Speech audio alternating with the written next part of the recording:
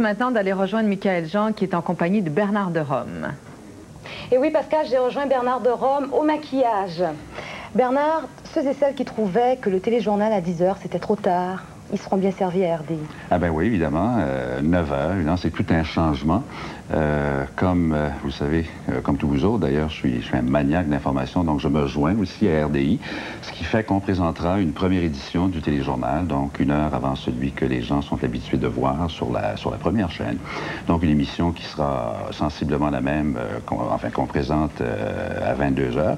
Quoique ça peut évoluer entre 9h et 10h. Il peut y avoir des petites modifications. On ne peut pas évidemment changer le squelette des informations de la journée, parce que finalement, le téléjournal, même si on tente d'avoir la nouvelle la plus fraîche possible, il reste que ça demeure une espèce de rendez-vous quotidien là, qui fait le point des événements signifiants de la journée. Et qu'est-ce que ça signifie pour vous en termes de travail? Est-ce que ce sera davantage de travail? Bien, de travail, oui, parce que ne serait-ce que sur le plan d'une livraison, bon, penser un téléjournal, bien sûr, c'est quelque chose, en penser deux, même s'ils sont identiques, ça demande un peu plus de travail. Sur le plan de la livraison, je vous dirais que c'est difficile de faire 2 émissions d'affilée, une à 9h, une à 10h, surtout si elles sont semblables. Je veux dire, bon, évidemment, on va en onde, on est d'attaque. Une fois que l'émission est passée, bon, ça retombe un peu, et puis là, une demi-heure après, il faut repartir les moteurs, alors ça, c'est assez, il faut vraiment s'y habituer, c'est difficile, ça, un peu. Je suis pas inquiète pour vous. Hein? Ben, ça me fait plaisir d'être avec vous. Merci Bernard et Michaël. Rebonjour Claude Desbiens. Claude, je sais qu'à cause des contraintes de temps, les journaux télévisés sont obligés d'aller à l'essentiel et que souvent l'essentiel, bien ça émane des grands centres de décision comme Montréal, Québec, Ottawa. Mais il semble tout de même qu'on ne donne pas assez de place à l'information régionale à la télévision. Vous avez raison Pascal, sans être négligé, l'information en provenance des régions a toujours été reléguée au second plan. En fait, si on compare un bulletin de nouvelles normal à une tarte, ou encore à une tourtière, et c'est très de circonstance aujourd'hui, eh bien, disons que ce sont rarement les régions qui ont eu le très gros morceau. Mais ça, c'était jusqu'à ce matin. Pour parvenir à donner à son auditoire 168 heures de programmation hebdomadaire, le réseau de l'information se devait de trouver des alliés. Il les a trouvés d'abord dans les stations régionales canadiennes de la Société Radio-Canada, puis dans les stations québécoises affiliées à la SRC, et ensuite chez d'autres diffuseurs d'émissions de télévision. Parmi ces derniers, on retrouve Télévision 4 saisons, la Société Radio-Québec et TV Ontario, qui, plutôt que de n'être que des concurrents du réseau de l'information, ont choisi de devenir ses partenaires. Ainsi, aujourd'hui, lorsqu'on regarde la programmation du réseau de l'information, on constate que près de la moitié des émissions présentées à son antenne sont produites ou bien par les partenaires de RDI, ou bien en région, c'est-à-dire à l'extérieur de Montréal. Cependant, tout ceci ne s'est pas fait tout seul. Par exemple, il a fallu d'abord donner aux régions des moyens pour nous communiquer leurs informations. Bien évidemment, parce qu'on veut sortir en direct là, à la fois du Québec ou du reste du Canada, à peu près en tout temps, on a dû grossir un peu, augmenter les facilités qui existaient déjà à la Société Radio-Canada. Donc, on a ajouté des antennes satellites, on a ajouté des véhicules. Et surtout au Québec, il a fallu vraiment monter un réseau complet là, québécois pour être capable de faire ces interventions-là. Très concrètement, ce que les gens vont voir à chaque semaine à notre antenne, ce sont des magazines à contenu culturel, économique et d'affaires publiques et qui seront produits à Trois-Rivières, à Québec, en Ontario, au Nouveau-Brunswick et dans l'ouest du pays. Ministre Jean Campeau, non?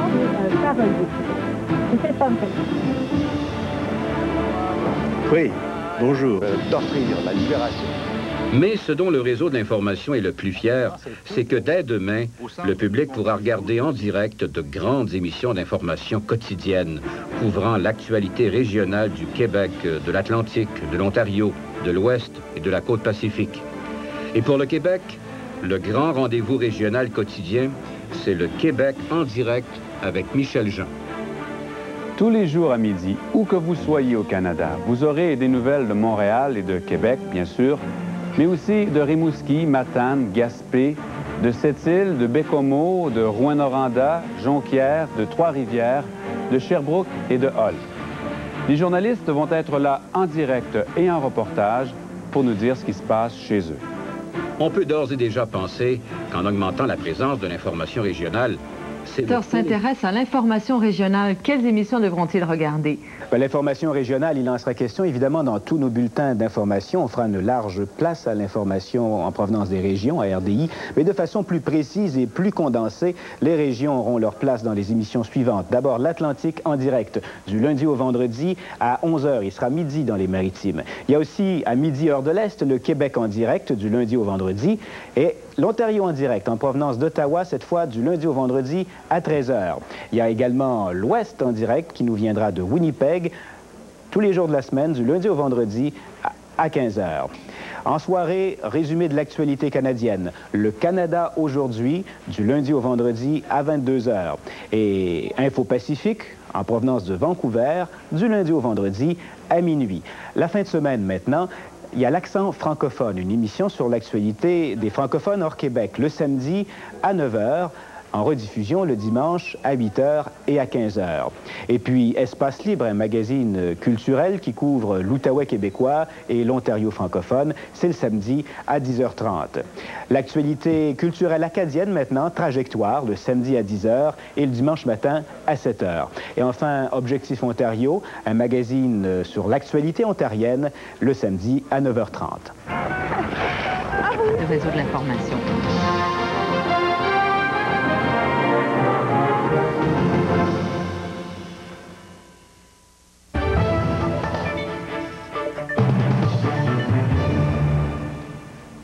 Bonjour. Eh bien, il n'y a pas de trêve du Nouvel An en Tchétchénie où les combats ont repris de plus belle aujourd'hui dans la capitale Grozny. Les troupes russes ont même pris le contrôle du palais présidentiel. Pour l'instant, il n'y a aucune information sur le sort du président indépendantiste tchétchène, Djokhar Dudayev. On sera en ondes 24 heures sur 24. Ça veut dire, j'imagine, des productions de l'extérieur et des reprises aussi? Pas du tout, Pascal. En fait, vous allez être peut-être surprise. C'est que la programmation va être composée à 90% d'émissions canadiennes et en plus de 6h le matin à minuit, 90% des émissions seront des productions originales, c'est-à-dire que ce seront de nouvelles émissions diffusées exclusivement à l'antenne de RDI. Et dans votre reportage, Nathalie, vous avez choisi de nous parler de quelles émissions? Pascal, je vais vous parler de toutes les émissions qui sont à l'antenne du lundi au vendredi, en commençant par la première grande émission d'information le matin à 5h30. Et d'ailleurs, on regarde ça de plus près. 4 heures du matin, presque tout le Québec est plongé dans un sommeil profond. Sauf ici, au réseau de l'information, où même en plein cœur de la nuit, nous sommes dans le feu de l'action. Tout ça pour être prêt à offrir aux lève-tôt, d'un bout à l'autre du pays, toute l'information dont on a besoin pour commencer la journée.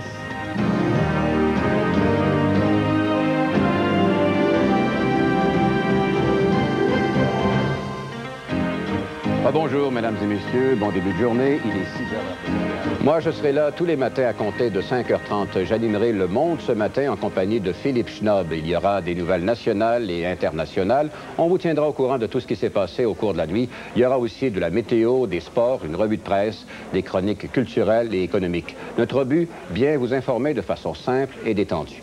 Et puis, je serai là aussi pour la deuxième partie du Monde ce matin, en compagnie cette fois de Christine Fournier, à compter de 9h. Je vous présenterai les nouvelles nationales et internationales.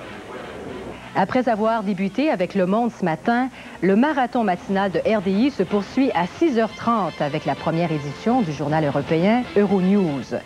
Puis à 7h, Suzanne Lévesque vous souhaite bon matin et vous offre 120 minutes d'actualité à prolonger le petit déjeuner avec la deuxième partie du Monde ce matin. Alors, Le Monde, ce matin, c'est un peu le bilan des dernières heures au niveau de l'actualité, mais c'est surtout une rampe de lancement pour ce qui est de la journée. On va tenter de savoir ce qui va se dérouler au niveau de l'actualité, un peu dans chacune des régions du Canada. Et ça permet comme ça de bien démarrer la journée. On aura également des entrevues avec des gens qui risquent de marquer l'actualité de la journée. En fin de matinée et jusqu'à en direct, l'Ontario en direct et l'Ouest en direct. 1 heure pour chaque grande région du pays avec les nouvelles locales les plus susceptibles d'arrêt à 14h pour vous permettre de nous donner de vos nouvelles durant la tribune téléphonique du réseau d'information RDI en ligne. Bonjour, bienvenue à RDI en ligne, première tribune d'actualité qui s'adresse aux Canadiens et Canadiennes d'un océan à l'autre de ce pays. RDI en ligne tentera d'expliquer les décisions politiques, économiques et sociales et leur impact dans notre quotidien. Un moment privilégié donc pour vous d'émettre votre opinion, pour poser des questions, échanger avec ceux et celles qui font l'actualité. À 16h, c'est le grand rendez-vous des bulletins de nouvelles qui débute avec le journal de France 2.